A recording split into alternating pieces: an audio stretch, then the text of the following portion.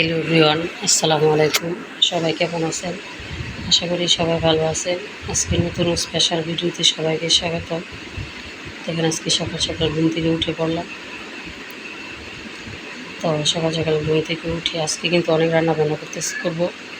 তো সাথে থাকুন আর সঙ্গেই থাকুন। দেখেন আমি একটা মজাদার শুটকির তরকারি রেডি করলাম। সাথে দিয়ে দিলাম বেগুন, কাঁকরোল, ভেন্ডি, আলু।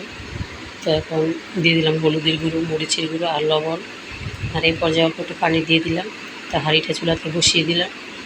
আর এখন দেশি কচু, চিকন চিকন যে কচুটা, এই কচুটা পাতা সহকারে ভালো করে কেটে ধুয়ে পরিষ্কার করে রাখলাম। আর এখন কচুগুলো আমি আস্তে আস্তে ধাপে ধাপে দিয়ে দিচ্ছি। তো এই কচুটা খেতে কিন্তু খুবই সুস্বাদু, আর এটা আমাদের শরীরের জন্য খুবই উপকারী। আর জাস্ট এই তরকারিটা শুধু খেলে আমরা খাবো। আমার হাজব্যান্ড কিন্তু শুটকি পছন্দ করে না, আমার বাচ্চারা বা আমি সবাই পছন্দ করি, উনি বাদে। তো আমাদের জন্যই রান্না বান্না। তো দিদি ঢাকনা দিয়ে ডেকে রাখলাম। আর আমার কিছু না, দেখেন কী করছি, সে শুটকি চেঁচা দিবে। তো শুটকি, রসুন আর পেঁয়াজ চেঁচাচেঁচি করলাম। আর এখন তরকারির মাঝে শুটকিগুলো দিয়ে দিলাম, আদা রসুন শুটকি। আর এখন দেখেন শুটকিটা ওরে দিয়ে ভালো করে ঢেকে ঢাকনা দিয়ে ঢেকে রাখবো। কারণ শুটকিটা ভালো করে মানে কাঁচা যে গন্ধটা চলে যাবে, আর সেই শুটকিটাও সিদ্ধ হয়ে যাবে। তো আমার শুটকিটা সিদ্ধ হয়ে গেছে। আর এই পর্যায়ে আমি ভালো করে মিশিয়ে দেব।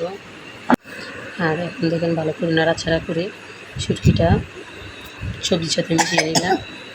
তো আমার কিন্তু এটা তরকারিটা মানে আঠা আঠা হয় রান্না করলে, আর খেতে খুবই স্বাদ হয়। আপনারা ট্রাই করে দেখতে পারবেন। আর এই শুটকির তরকারি কিন্তু খেতে দারুণ মজা, জিভে লেগে থাকা। আমি অনেকখানি তরকারি রান্না করছি। তো এটা দিয়ে আমাদের রাত্র পর্যন্ত চলবে। তো সাথে আর অন্যান্য সবজি রান্না করব। এই যে করলা ভাজি করলাম। তো এখন আমি সকালে নাস্তায় শুটকির তরকারি আর করলা ভাজি। আর এদিক দিয়ে আগে গরু মাংস ছিল। আর এদিক দিয়ে দেখেন এই যে আমার মজাদার শুটকির তরকারি ডান। এখন নাস্তা করে চলে যাচ্ছি আমি স্কুলে। তো আমার স্কুলে গেলে এই পথ দিয়ে যেতে হয় আর এই পথ দিয়ে আসতে হয়। তো এই যে গাছগাছালি সবুজ আর সবুজ। আমি এখন বেরিয়ে করছি স্কুল থেকে ফেরার পথে। তো চারদিকটা আমার কাছে খুবই ভালো লাগছে।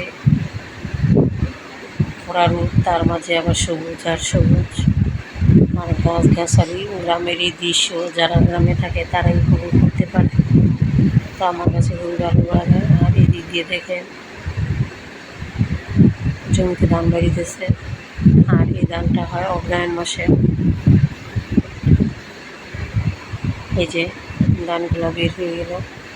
আর এখন বাসায় চলে আসলাম। বাসায় এসে এই যে এখন আমি আমার তোষকটা রোদে দিব, কারণ তোষকের মধ্যে পানি ফেলাইছে আমার বাচ্চা। আর এটা নিয়ে এখন ছাদে নিয়ে দিব। তো একে একে আমি সবগুলো বালিশ পাতা উঠিয়ে নিলাম।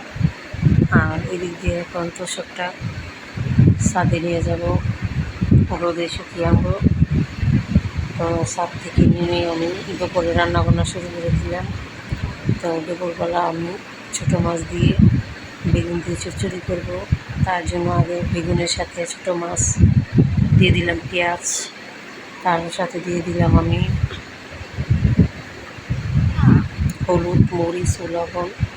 তো পেঁয়াজ কিছু বেগুনের সাথে দিয়েছি, আর কিছু আমি মানে কড়াইতে দিয়ে দিলাম। আর কড়াইতে এখন বেগুনগুলো দিয়ে এদের সাথে অল্প একটু ঝোল দিয়ে দিলাম।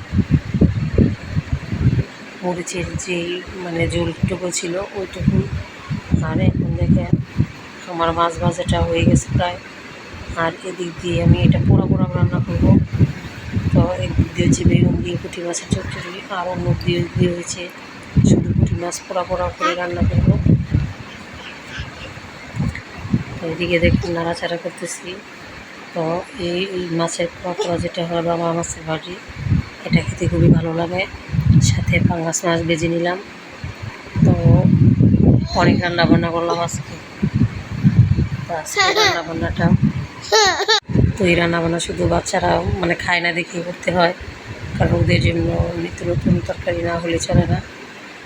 তো তো এদিক দিয়ে দেখেন, আর আমার হাজব্যান্ড যেহেতু বাড়ির দিকে আসছে, তো ওনার জন্য মানে আমার এক সময় একটু করতে হয়। আর এদিক দিয়ে দেখে শুটকি তরকারি অল্প একটু রয়েছে।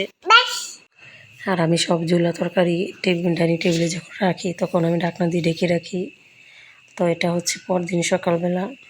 দেখেন আমি শুটকির ভর্তা বানালাম। তো শুটকির ভর্তা বানিয়ে সকালবেলা নাস্তা করব। তো কাঁচামরিচ দিয়ে শুটকির ভর্তা খেতে খুবই ভালো লাগে। তো কে কে আমার মতো কাঁচামরিচের ভর্তা পছন্দ করেন, একটা লাইক কমেন্ট ও শেয়ার করবেন। তো এখন দেখেন মরিচটা বাটা হয়ে গেছে। ভর্তা বানাতে বানাতে আপনাদের সাথে আমি একটা কথা শেয়ার করব।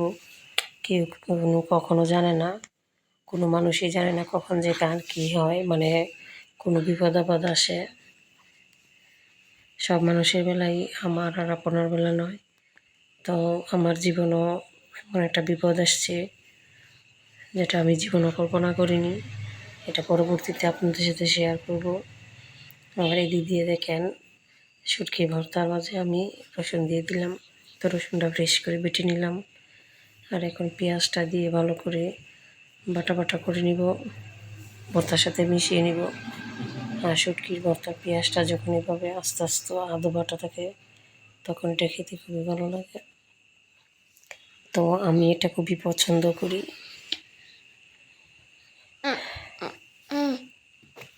তার সঙ্গে থাকুন আর সাথেই থাকুন।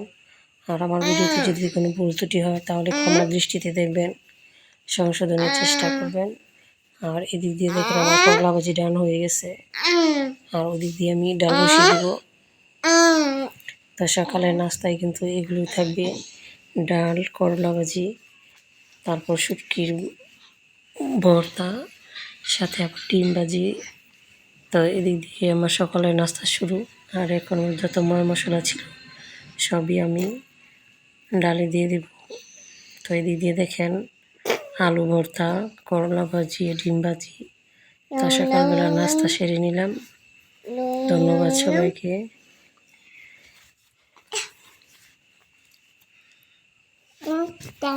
তো চলে আসেন সবাই একসাথে। তো চলেন সকালে নাস্তাটা আমি সেরে নিলাম আপনাদের সাথে কথা বলতে বলতে।